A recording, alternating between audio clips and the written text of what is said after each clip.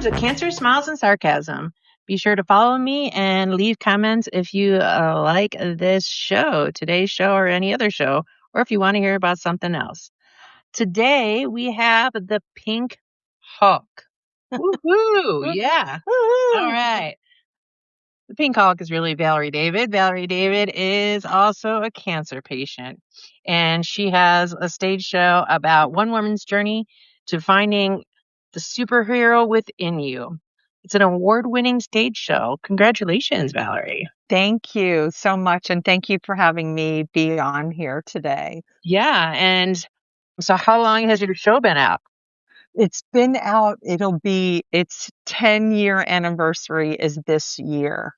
Wow. And it has just been the love of my life. And what I find so interesting about this 10-year anniversary is that during the course of the 10 years, I have been diagnosed with cancer 2 more times. Wow. So I started out as a 2-time cancer survivor, and as of this year, I am now a 4-time cancer survivor.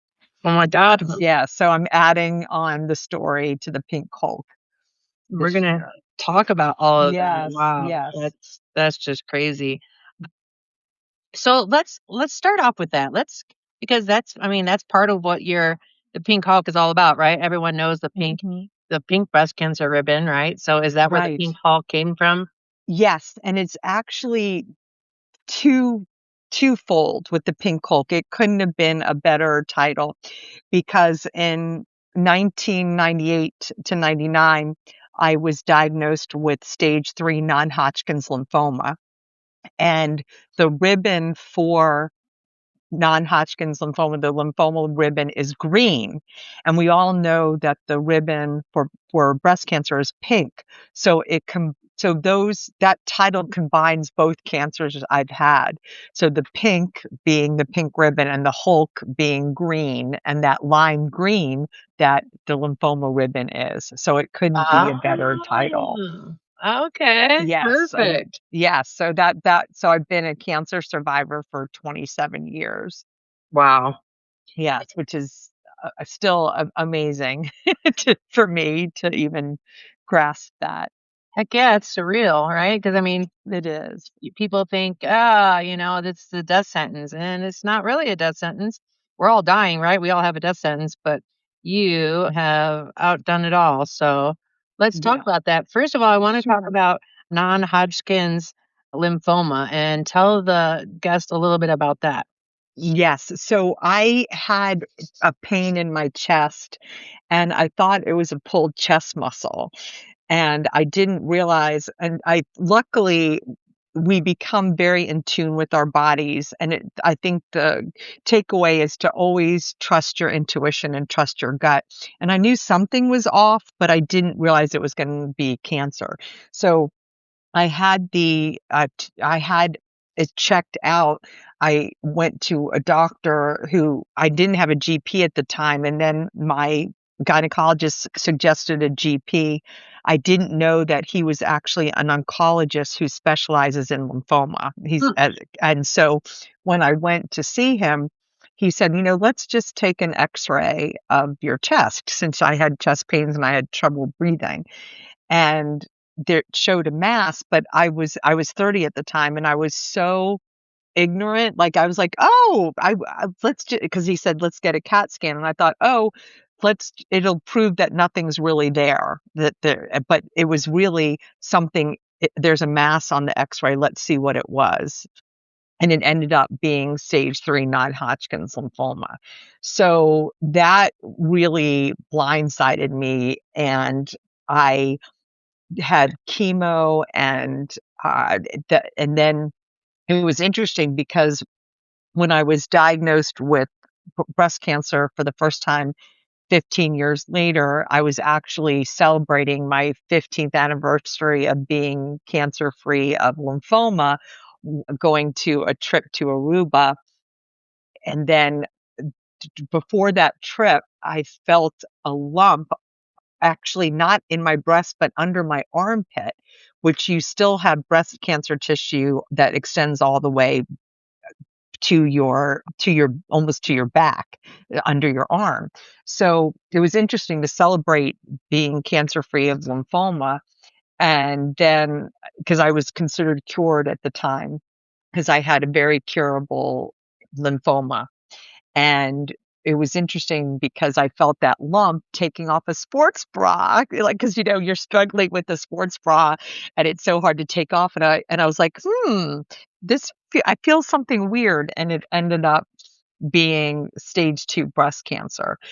But the interesting part is I was going to wait until my insurance kicked in for a new job because I was worried about finances. And this was in August that I made the discovery that it actually was breast cancer. And if I had waited till October with my new insurance to kick in, I don't know what would have happened because it was a very aggressive form. So luckily, with the urging of a friend of mine who actually had lymphoma and breast cancer, just like I did, Hmm. said to me, "Are you crazy? You shouldn't wait. Use the insurance that you have, even though it's not as good as the one that you're gonna be getting. You can't wait on this." And I'm so glad that I listened to her because who knows what had happened.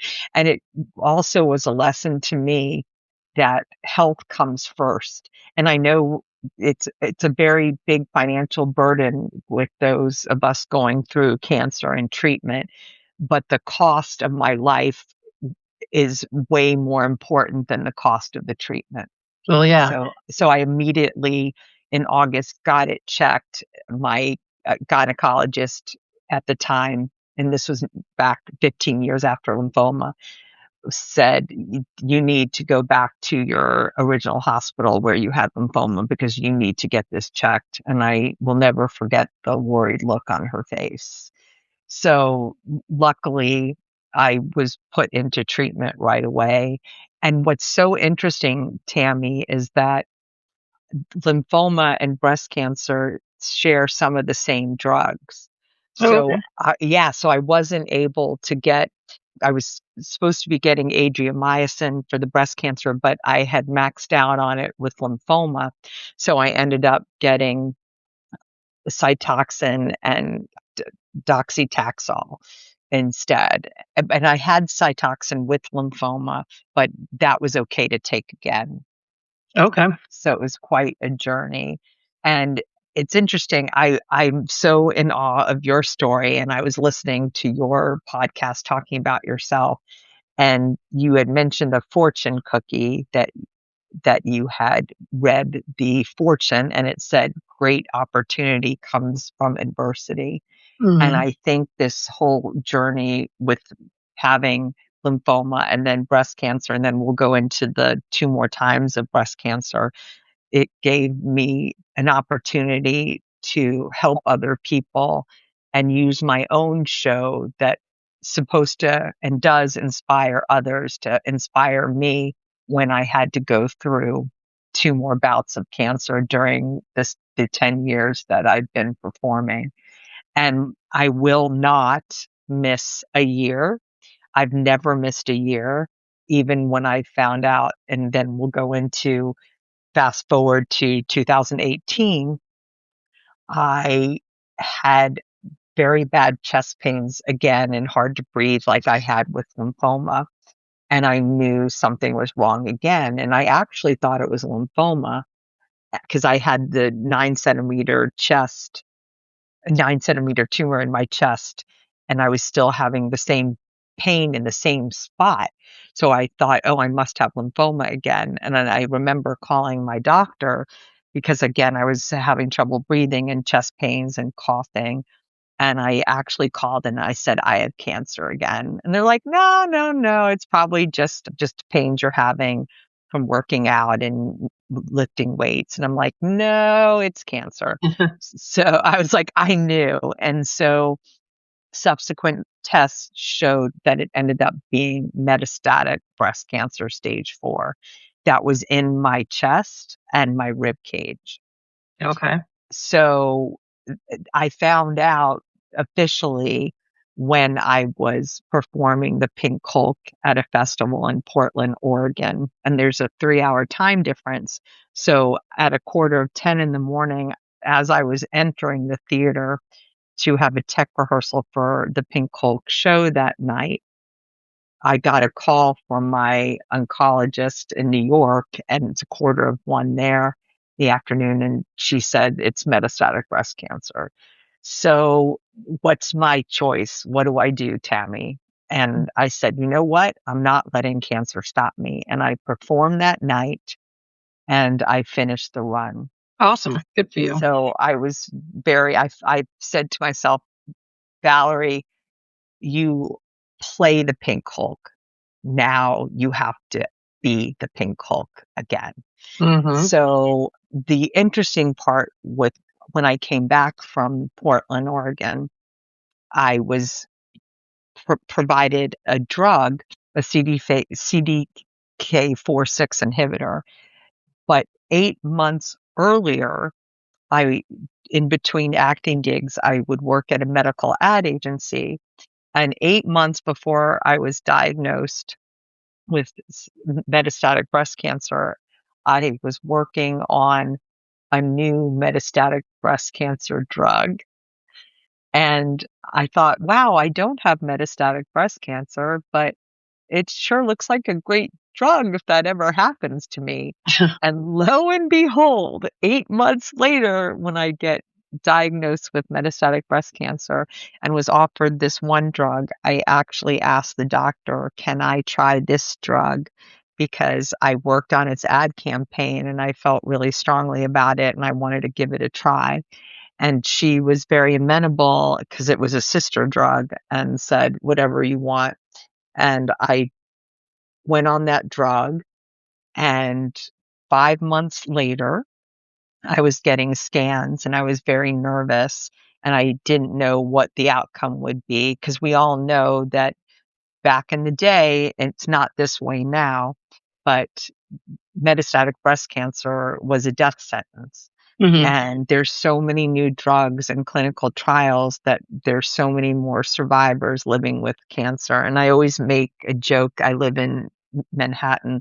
I'll probably get hit by a bike messenger, before cancer takes me down, right? So there's other life risks involved in being in an urban city, cars, buses.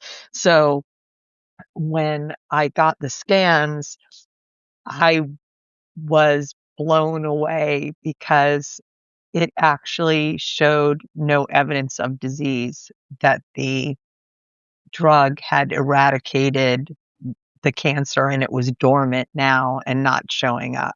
Wow. And we all know that it's always there. Cancer's always there with metastatic breast cancer, but we want it to be Sleeping Beauty, and it was Sleeping Beauty, and it was dormant.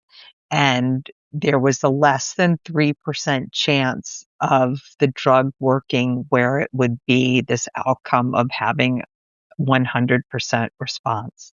So I was very grateful. I was very thankful. I felt very empowered because I had chosen the drug and Yeah. luckily had a medical team that was in agreement with me trying it. So I've been uh, no evidence of disease for the past 8 years. Okay. That changed this year. So I feel like they're angels, and I will say with my 9 lives, I've used 6 for other things that happen in my life, not with cancer, but near misses on other things. So I have to be a little more careful. I don't have Heck any yeah. And yeah, I don't don't run have in front like of any 70. mail carriers, please. What'd you say? And don't run in front of any mail carriers, please. Exactly. I Poor know, I Bucky. know. Don't fall into a manhole in the city and without its cover. So I it was kind of crazy what happened. I have 3 lives left, so I'm gonna use them judiciously, my 9 lives. So this is crazy, and I always make this joke, Tammy. When in 2021, I had gone to the gym to work out diligently. I'm always trying to work out, always trying to lose the weight from being on estrogen blockers, in menopause. Oh, it's so easy to lose weight. Not, Yeah. but I'm was trying my best, and I tripped over a piece of equipment, which then I joked that exercise is hazardous to your health. And I ended up breaking my nose, and it was wild.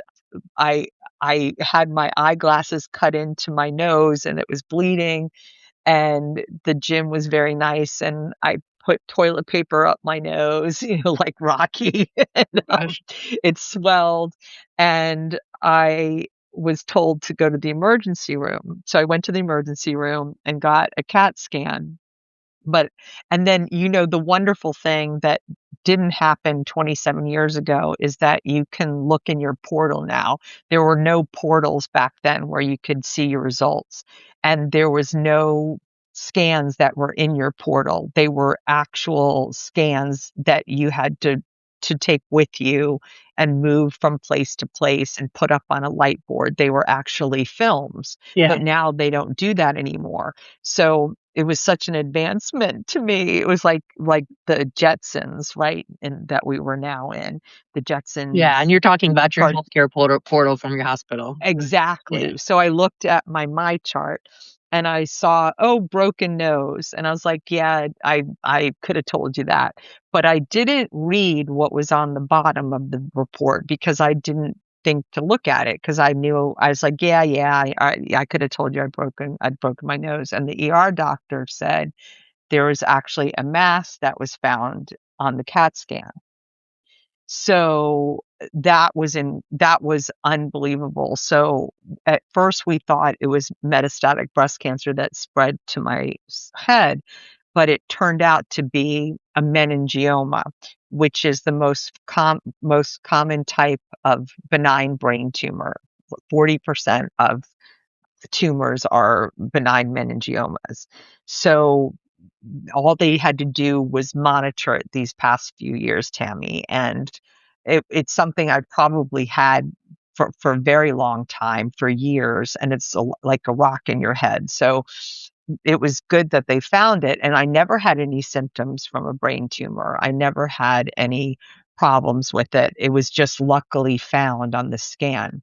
So then in 2025, in December, again, we're very in tune with our bodies, and I knew something was wrong. I can't explain it, but that November of this last year, I just was a crazy person. I was, like, very emotional, I was crying. It was like I was having a period, and getting the menstrual cycle craziness that we used to have before menopause. Mhm. And but I wasn't, and I was like, I've been in menopause for several years, and I'm like, something's really wrong. It was almost like alarm bells were going off, and I just didn't understand why I was feeling this way. Something's very wrong with me. And I remember telling my breast cancer oncologist, I'm like, I just am really off right now. Something is not right. So when I had my December 2025 scan MRI of my brain, I knew something was wrong. And I was like, I just woke up and knew something was wrong. So when the doctor came in, my neuro oncologist said to me, your brain scan showed that your meningioma grew and it's going to have to come out. And I said, I knew this. I said, and before she even said that, Tammy, I said, it grew, didn't it? And she's like, yeah. How did you know? And I said, I just did. So then we were scheduling the surgery for 2026, and I was very nervous about it because at the time I love my hospital, New York Presbyterian at Columbia. At that time, Tammy, in January, they had a nurses strike. The Ooh. nurses were striking, and so I supported the nurses striking However, I was afraid about getting the proper care because the nurses were on strike. So I was going to postpone the surgery from instead of January to have it in March. And my surgeon said, Valerie, I just don't think we should postpone it. I'm like, all right, because if I didn't get it out, I would be getting symptoms, which could be seizures or my eyesight changing because it was in the frontal lobe. So you don't want to have symptoms of a brain tumor. It's better to get it out at the size it is so you don't risk having symptoms. And again, I never had any symptoms because it's always been monitored and it was caught early. Mm. So I decided, okay, let's go ahead and do January. And I had it removed. And I was very blessed to have my sister with me. My mom was 90, so she and my dad used to always come and help, but my dad had passed away, and I'm sorry about your father passing away. I know how hard that is, and my mom wasn't in a physical and mental condition to come stay with me at 90 years old, so my sister helped. And then after the surgery, I had my other sister come and friends, and I had round the clock help for about 3 weeks with people staying with me Nice. to make sure I was okay, which was really wonderful. And actually, Tammy, it was so wonderful. It was like, even though it was under crazy circumstances, it was like having a slumber party. Oh, It was incredible. And I had one friend, Helene, who was always like, "Take your meds." I called her Nurse Ratchet. And it was great having Jennifer and Pam there, and my cousin Amy stayed, and Kristen stayed, and Helene stayed, and so people came over to visit. It was really wonderful because I felt like the boy in the plastic bubble. I wasn't really allowed to go out. I had to be very careful. I had staples in my head, and it was major surgery, more major than any surgery I had before, because lymphoma, I did not have surgery. With stage 2 breast cancer, I only had a lumpectomy that was under my arm, and it was a very easy surgery, and I had chemo and radiation for the breast cancer and just chemo for the lymphoma. And this time it was literally cracking my head open like Frankenstein's laboratory. yeah. Yikes. So it was very scary. It was a very risky surgery. I was panicked. The visiting nurses that helped through the strike were wonderful. They were from all over the country. I met nurses from New Orleans and California and Georgia and Tennessee, and they were wonderful nurses, and they were there until the strike was over. So I was getting my staples out a couple of weeks later, and I think the hardest time I've ever gone through with cancer was what I'm about to tell you. So I went to get my staples removed, and the pathology report came back then. And my doctors told me that the growth of the meningioma wasn't the meningioma that grew. It turned out that metastatic breast cancer cells had been the growth, and they were growing inside the benign tumor, Oh, which is a very rare occurrence called a collision Mets tumor, a 1 to 2% chance of that ever happening, where wow. two tumors fuse together. And it was so that meningioma ended up being both benign and malignant. So that entered into a realm of fear that I had never had before, even when I had metastatic breast cancer 8 years earlier, Yeah. because now it had entered into my head, and it was on the dura, on the base of the skull, where the frontal lobe meningioma had been. And I don't think I've ever been more scared in my whole 27 years of having cancer. And it was a shock to the doctors. they had never seen this happen. They knew of it, but in I had a team of 4 because we had to now circle back my oncologist, my breast cancer oncologist, now that it became under breast cancer again. So she became the quarterback because it's now a breast cancer issue. And I had a wonderful surgeon, and I also had, and then I'll circle back with subsequent, what do we do now? So it was recommended that I had to have radiation in the area where the tumor was taken out. So the radiation could eradicate any microscopic metastatic breast cancer cells that were still might be there.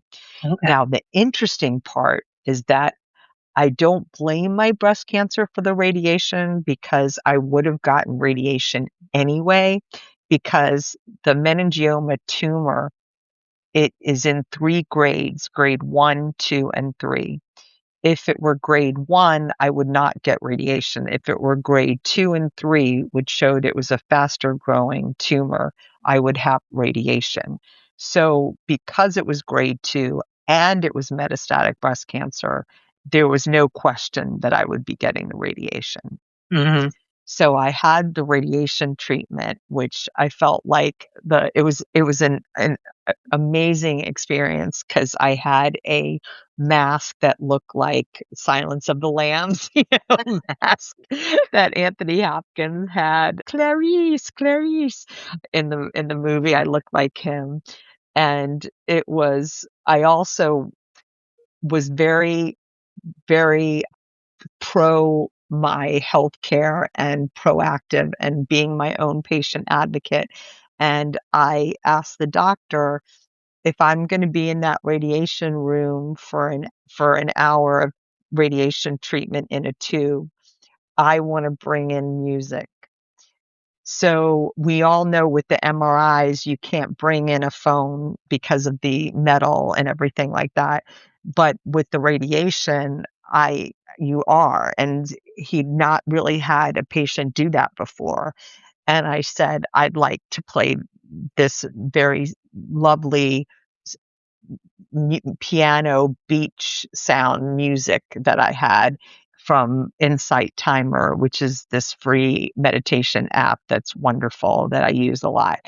And I grew up in Virginia Beach, so and I played the piano, so hearing piano music with beach sounds, I have no doubt helped me get through that Oh, radiation nice. because I could transcend what was happening and picture myself on the beach, and it really calmed me down. And the funny part was my doctor loved it, Dr. Wang, and he said afterwards, "I know you were feeling zen, and I was feeling zen right there with you."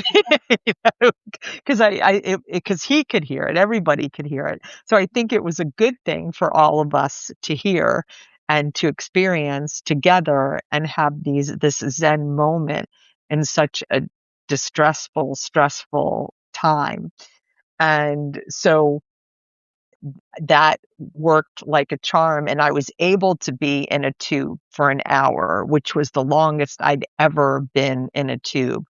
I don't know if the listeners out there know that when you're in an MRI or radiation tube to your head, you are in a tube with only a couple of inches above your face, so you kind of feel like you're in a coffin. Yeah. And it's very suffocating. A lot of people have to get Valium and because they get claustrophobic, but I did really well, and my doctor was like, "You didn't move a muscle." Really? Like, you were completely still."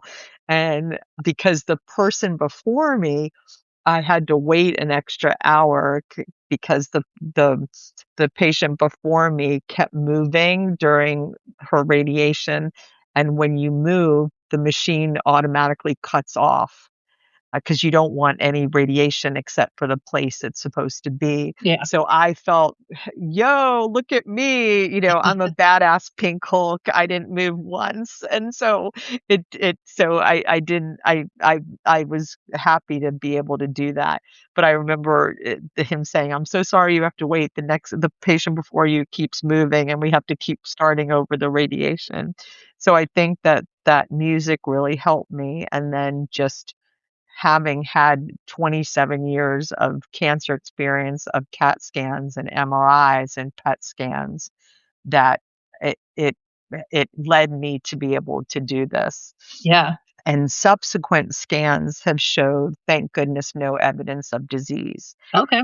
But then we go back to, what do you do with that anxiety of more tests coming up? And I have a PET scan coming up. So, of course, I have a lot of anxiety because I'm under the radar right now. I have to have more scans and more frequency of scans. And so, I am the pink Hulk, and some of what I had heard with your other podcasts, which were amazing, and I'm so honored to be a part of it, is that, we're allowed to give ourselves grace. So whenever I get scared and I tell people, "You're gonna be fine. Don't worry. You're the Hulk. It's gonna be fine. And you've got this." And I'm like, you know what? The pink Hulk is allowed to be scared. Yeah. She's allowed to have her down days, and I've said this to people, and I said, "I am allowed to be angry, I'm allowed to be scared, I'm allowed to feel whatever I feel, because I feel the most important thing." And I do a lot of patient advocacy with the pink Hulk, and after every show, I have talkbacks with oncologists and with fellow breast cancer survivors. And with the breast cancer survivors and we always have the 10 things you don't tell a cancer patient. Don't say, "Don't worry, don't worry." Well, of course, we'll be worried. So it's very helpful to me when friends and family say, "You know what, Valerie, I understand you're going through this, and you have every right to feel this way." And I know people are very loving and caring, and they're doing their best, and they're trying to help in any way that they can. But it's most helpful for me if someone acknowledges my anxiety rather than saying, "You'll be fine. Yeah. Don't worry. You have nothing to worry about." Because I do, and I will have something to worry about for the rest of my life. Yeah. Well, you've proven it. Gosh, 4 times. So, Yeah, like 4 times, and I'm having a special anniversary show. I wish you could come from Colorado to yeah. see it. I'm having a special anniversary shows, for Breast Cancer Awareness Month, and what is so unique about this is that the pink Hulk is getting a bit of a facelift, because now I'm adding this breast cancer tumor story Oh, yeah. into the Pink Hulk. So I'm excited to try something new after 10 years. It couldn't hurt to have a facelift. I didn't want to have to change the material, and I don't want any more new material, but I think this gives an opportunity to now talk about this new development and to never give up hope. And that's what the Pink Hulk motto is to never ever give up hope, even in the most dire circumstances. Because, in the Pink Hulk show, this is actually in the story, where I actually, in 2018, I consulted a metastatic breast cancer survivor group, and I called the woman to talk to her about the support group. And the first thing she said to me is, "You have a 3 to 5 year life expectancy. I hate to say you're not gonna die of old age." And I was like, "What?" And just the crazy things that people say to you. And I loved how you said cancer smiles and sarcasm, and I used a bit of sarcasm. And I also said, "I've never gotten married, and I've always wanted to meet someone." And she's like, "I'm sure you'll find someone who'll appreciate the time you have left." And then very sarcastically, sarcastically, I was like, "So, do a lot of people go to your support group?" Yeah. And she said, "Yes, yes, they do. But keep in mind, a lot of them have died." Wow. So I did not go to that support group. Holy shit. And Yeah. yeah, it was like incredible. And I called her a year later and told her that she should never say that to somebody. Yeah. Nobody has the right to tell you when you're going to live and when you're going to die. Well, and first of all, that stat is not correct because it's 3 to 5 years if it's been into your organs, and yours has not been into your organs.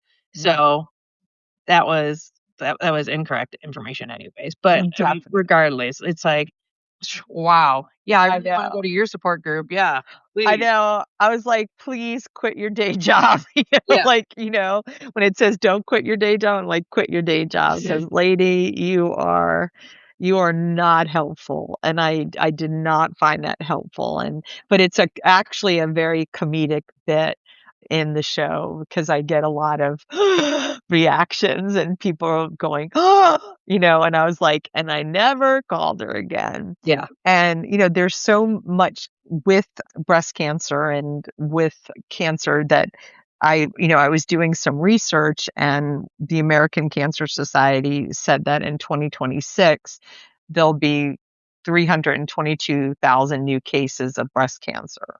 But I want people to hear this story and your story as well, and your other guests on your podcast, that we're living with this and we're living the best lives and we're not letting this stop us.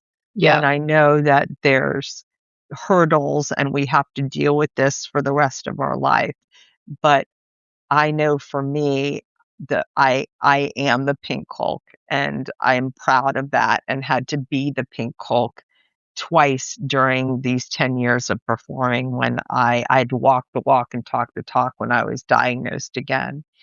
And what you're doing and what I'm doing and other people interviewed on your podcast is that we're giving people hope, and we're also letting people say, "You know what? Cancer's not fun, and this can be very difficult, and we're not denying that." I just want people to know that there is hope, and there's so many new drugs out there and new things going on in clinical trials, that it doesn't have that we can be living with this for a very long time. It's not the end. Yeah. Yeah, it's definitely not the end, and I think you're living proof of that. I wanted to go back and just kinda inform our listeners that the non-Hodgkin's lymphoma, that is cancer in the lymphatic system, right? So Correct. Cancer of the blood. It's yep. it's leukemia, lymphoma, and multiple myeloma are all blood cancers. Okay. And 79,000 people are diagnosed with that each year, and I looked it up, and it's the 11th most ranked cancer, but definitely is curable, as you have Mhm. seen from Valerie. Then I just wanted to re-inform our listeners as well that metastatic breast cancer, even though it's in a different part of your body. So, for example, Valerie's, yours was in your brain, and then again in your ribs Chest. and Yeah. chest, but it's still treated as breast cancer. It still is the same, has the same genetic makeup of breast cancer. It's just in a different part of your body. And no evidence of disease is what they now say because it's not curable. It's just sitting there waiting, I guess, to come back and haunt us in a different day. So, Yeah. yeah, and which Valerie's story shows very well, and so those PET scans always bring anxiety. Exactly, because you don't want it to say "boo," come out of hiding and say "boo" again. Yeah, And that's something that we live with, but we can't let that permeate our thoughts, because if I worried about that 24/7, I would not be getting out of bed. And with the opportunity with the Pink Hulk, such it's been such a wonderful light, and I've been so proud of it, and I'm a big patient advocate, and I was very grateful that during the Biden administration, I was given a Presidential Lifetime Achievement Award, Wow. Resilience in Action, for my patient advocacy work, because I think that the show, it goes beyond performing the show, and the magic happens during those audience talkbacks. And I've been a public speaker for Fred Hutch for their Survivorship Day, and that's in Seattle. And I just recently was on a panel at Pfizer to with other patients, not just of cancer, but talking about how AI affects the doctor-patient relationship and how AI is affecting the healthcare industry. So it's offered me so much wonderful ways to help other people. And then I did, right after my surgery, I did a Zoom, what are coping mechanisms. So I think that was really important. I did a seminar with my former lymphoma oncologist, Dr. Carol Portlock and Stacy, and we actually met and then did a Zoom recording and then had it on a Zoom live where we had people talking and coming in asking questions and what kind of coping mechanisms and about. I think it's very important never to be afraid to ask for help. I definitely got counseling through this, and I still do, and not be afraid to ask for help. I had people help me with laundry and cooking meals when I was going through chemo. And just to say to yourself, there, you can do this. And I remember when I had breast cancer stage 2, after 8 months of chemo and radiation, 2 months after I finished, I rode and completed a 40-mile bike marathon Wow. in New York City at the 5-borough bike tour. And for me, it was such a huge triumph because I crossed the finish line, not just crossing physically the line demarcation with the bike crossing the line, but I crossed the finish line of cancer. Yeah. And then for this past year, this year, I remember I had a wonderful doctor. I've been very lucky with my healthcare team. And I told my surgeon, Dr. Gill, that after this surgery, I want to walk. I don't want my speech affected. And, I want my memory, especially being an actor. And I said, 2 months after my surgery, I am scheduled to walk as a metastatic breast cancer model for this organization called One Way for Recovery, where 75 models from all over were to be in New York City to walk the runway. And the 75 of us were in different categories. There were people that finished treatment, there were people in treatment, and there were people who were metastatic, such as myself. And I said to him, in 2 months after this surgery, I want to walk the runway. And he said, "You will." And I did.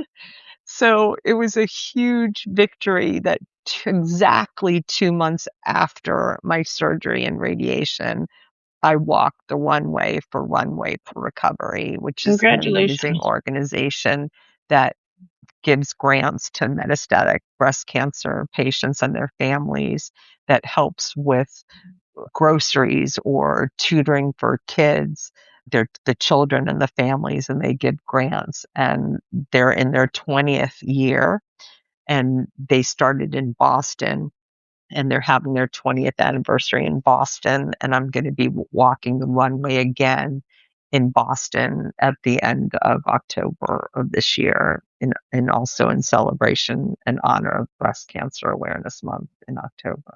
Awesome. Wow. So you're out there, man. You were just Yeah, like I'm hitting like, it, hitting the streets. yes, and I so admire you, and I thank you for sharing your story. And and being there for everybody and having this platform where we can talk about what it's like to go through. And I listen to your podcast, and I know of the struggles that we all have, and yet we keep going. Yeah. And and you speak a lot to the ability to work. You haven't even missed a show yet, have you? Nope, I'm not missing a show. I've done the show every year for 10 years, and I'm doing it 3 times in the fall. And also, I have a second show called Baggage from Baghdad: Becoming My Father's Daughter, which I am also doing in the fall. And I'm very proud to be able to go back to acting 7.5 months later from this surgery.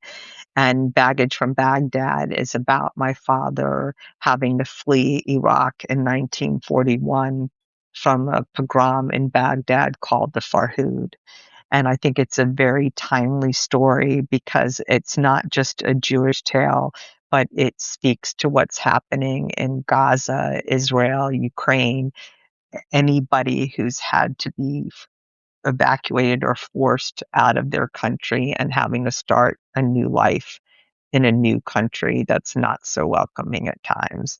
And my family had to leave what they could carry when they fled Baghdad in 1941 from again a little known fact in history, the Farhud, which not many people know about.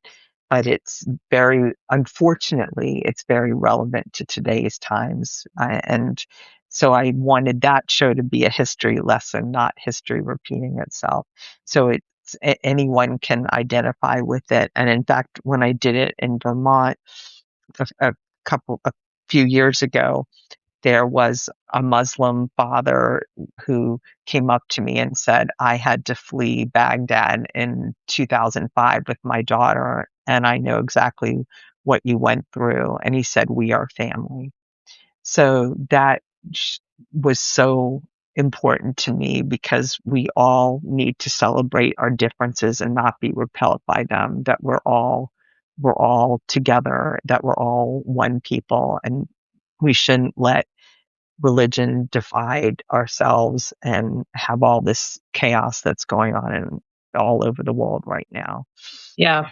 Yeah, so I think so I have that show and Pink Hulk, and both of them are very timely topics and very important topics.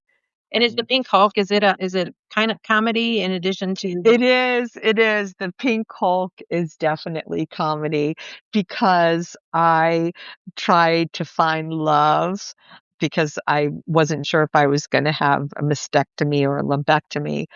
And before I found out it was a lumpectomy, I was calling guys that I had dated before, and I was like, "So, you wanna meet me at 10:30 tonight, and I'll come on over?" And so it's all about me trying to find love, and the tagline is, "A cancer diagnosis only means one thing, time to get laid, and come see if I have a happy ending." So, it's very funny because it's about, it's more than it's about reclaiming your body. It's about accepting this new body that we have post-cancer from surgery and the medications we're on, and the estrogen blockers and the weight gain, and looking at yourself, that AD and BC, it's before cancer, what your life was, and mourning that former self, but rising above to become a new person that is better than what you were before and made you a stronger person. So it's very funny, and the amount of rejections I had gotten, like calling guys, no thanks, thanks anyway. And I was like, what? So, and there are all these guys I knew, and one of the guys I'm very, very good friends with, and we laugh about it, because I was like, he was one of them that rejected me. I was like, "You fool, how could you?" And we're very good friends, and so it's a very funny show, and there's also very serious moments, like I take people through the radiation, and I have a green laser that simulates what it was like being in radiation, and I actually have my radiation wedge from when I had radiation, and I bring it with me on stage. So some of the props are real from what I went through when I had cancer. The radiation wedge that had protected the breast that didn't get the radiation, and the wig that I used is in there as well.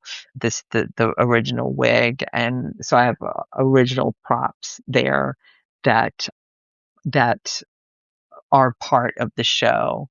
And I've been gifted things from the show. I When I did the show in Gothenburg, Sweden, this woman came up to me and gave me pink sunglasses, because at the beginning of the show, the top of the show, I am simulating being in Aruba at the beach, which is where I discovered, that I was probably having a cancer again from that trip, because I felt the lump there. Mhm. And I used those pink sunglasses in Nice. there.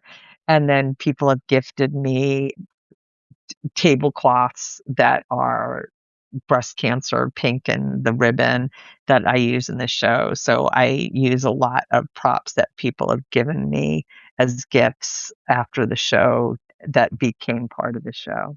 That's awesome. And so you've been in Sweden, you're based out of New York, but you're also having shows in Philly, Wyoming, all Right, around the state. right. Yes, in 65 different venues, over 25 different states and 4 countries: Finland, Sweden, England, and Iceland. Wow. And so, it's and because of the Pink Hulk, I'm so grateful, because I wouldn't have if it weren't for the Pink Hulk, I wouldn't be traveling like this. It's been amazing. Plus, I'm meeting family. I did the show in Providence, Rhode Island, and met cousins that I normally wouldn't have met if it hadn't been for the show, because I was doing the show near where they live. That's So, awesome. and it's been wonderful to make friends all over the world that I'm still very close with.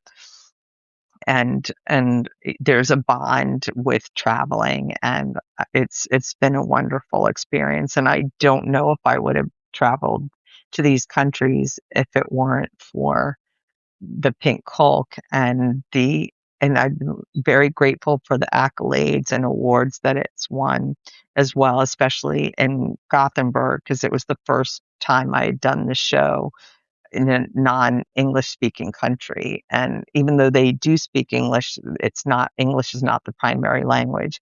And the fact that I got the highest award there showed me that the show is universal in how it feels when people see it. And it's not just about cancer, it's about fighting back any adversity in life. And I think that's why it resonates, because it's not just a cancer show, because like your fortune cookie said, great opportunity comes from adversity, and the adversity doesn't always have to be cancer. A lot of people said to me they were inspired by the show because they were not happy with their lives, so they quit their job and started a new job, and because the show promotes also living life on your own terms. And I think that's very important, because in as children, we have all these dreams, and I don't know why in adult life that goes away, and why we still can't have those dreams that we've had as a little kid. Like, I want to grow up to be a blah, blah, blah. Yeah. Or I want to grow up to be blah, blah, blah. And then somehow we become adults, and then those dreams don't seem attainable anymore. Yeah. I So, think sometimes it's right. we're afraid of change, but Yes. yeah, for sure. And how hard Yes. that is. But yeah. Well, that's great. Mm. And so if somebody wants to find you, they can go on to pinkhulk.com. Yes, pinkhulkplay.com, www.pinkhulkplay.com, and you'll find the schedule for both the Pink Hulk, and I put baggage from Baghdad as a tab on there as well. And I'm on Instagram on Valerie David underscore Pink Hulk Play as well, that they can find me, and feel free to reach out. And I'm so honored, and thank you, Tammy, for having me be a guest on your incredible podcast, Ragdoll Warrior. I love the name Yeah. of it. Yeah. Thanks. I mean, you just walked us through what it's like to go through a huge journey and how we really can be survivors and how this death sentence really isn't a death sentence for everyone. So No, I really appreciate you and everything that you do. And I'm glad thank that you're out living life to its fullest, Yes. despite all these adversities and all the cancer. Holy shit, man. I know, and I'm like, you know what? After brain tumor surgery and radiation, I'm coming back. The Oh, Pink yeah. Hulk is hulking out on cancer again, and I'm not letting it stop me. And I'm very grateful to be able to start performing again in the fall. I had to take a pause, that's for sure, and had to recover from a very, very difficult surgery and very difficult radiation. But we go on and we fight to to get back to what we want to do. And Absolutely. there's no reason that if because I always say, if I can do it, you can do it. You know, if Yep. that makes sense. Yes. Well, I appreciate you. I hope that some of our listeners get to go out and see the Pink Hawk. I hope that one day I get to see the Pink Me Hawk. too. I'm gonna come to Colorado and Yeah, for sure. That'd be awesome. And I'm, yes. maybe even try out Idaho because I might be moving there. So, Yes, I you know, did hear that. Yeah, I'll go to Colorado and then follow you to Idaho. awesome. All right. Yes, well, Well, thank you. Tammy, I also wanted to give a shout out to publicly thank all of my family, friends, and doctors who have always been there for me and rallied around me when I faced my bouts with cancer. I am so grateful for all of their support to help me get back on my feet, especially during this latest battle. thank you. And everyone, make sure you leave a comment